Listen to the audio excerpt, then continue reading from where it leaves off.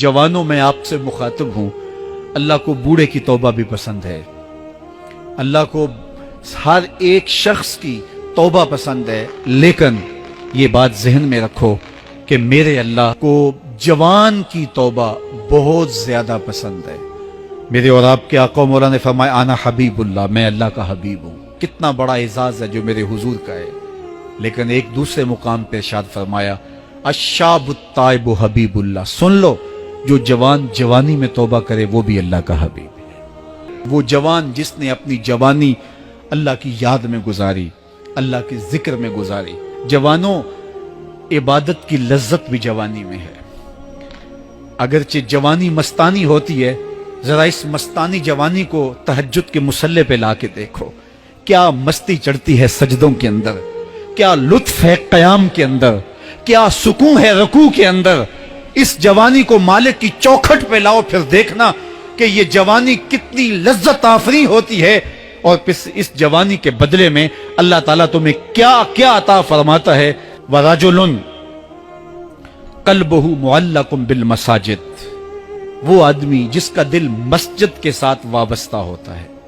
अल्लाह के घर की तामीर, अल्लाह के घर की तज़ईन, अल्लाह के घर की सफाई सुथराई, अल्लाह के घर की आबादकारी, अल्लाह के घर की हाजिरी, ये उसकी जिंदगी का मशगला है। मस्जिद के साथ वाबस्ता है, उसको जुनून है अल्लाह का घर खूबसूरत हो, उसको जुनून है अल्लाह के घर में रौनक हो, उसको जुनून है कि अल्लाह के घर में सफाई सुथराई हो, पाकीज़गी हो, लोगों का आना हो और लोगों का मस्जिद से रब्त हो और मस्जिद की हिफाजत उसने अपने जुम्मे ली हुई है। मस्जिद के काम वो गुलामों की तरह करता है। सुनो सुनो, मेरे हुजूर ने फरमाया कयामत के दिन अल्लाह उसे अपने अर्श का ठंडा साया अता फरमाएगा। वो आदमी जिसमें तन्हाई में अल्लाह का जिक्र किया, अल्लाह को याद करने बैठ गया, कोई देखने वाला नहीं था, वो तन्हा था, हुजरे में था, अपने बंद कमरे में था, अपने रब को याद किया। अल्लाह की याद करते करते उसकी आंखों से आंसू टपकने लगे, उसकी आंखें आंसुओं का खिराज देने लगी। तो मेरे और आपके आका मौला ने फरमाया कि ये आंसू इतने कीमती हैं, इन आंसुओं के बदले में कयामत के दिन उसे अर्श इलाही का साया नसीब होगा।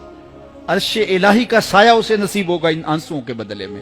रूमी अलैहि रहमा फरमाते हैं जहां पानी गिरता है वहां सब्जा उगता है, जहां आंसू गिरते हैं वहां रहमत उतरती है। तो इसलिए जो अल्लाह की याद में रोने का लुत्फ है और अल्लाह की याद में आंसू बहाने का अजर और सिला रखा गया है, ये गुनाहों को धो डालता है, ये अंदर की सफाई और सुथराई का सबब और जरिया है। मेरे और आपके आका मौला ने फरमाया रातों की तन्हाइयों में उठ के कुरान पढ़ा करो और कुरान पढ़ते हुए रोया करो। फिर फरमाया फ़इल्लम तबकू फतबाकू, अगर रोना ना आए तो रोने की कोशिश किया करो।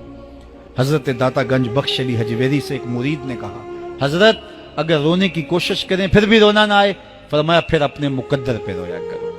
तुम इतने संग दिल हो गए हो कि तुम्हारी आंखें आंसुओं का खिराज नहीं देती। जो रोना नहीं जानता वो अल्लाह की रहमतों को और अल्लाह की करम नवाजियों को कैसे समेट पाएगा।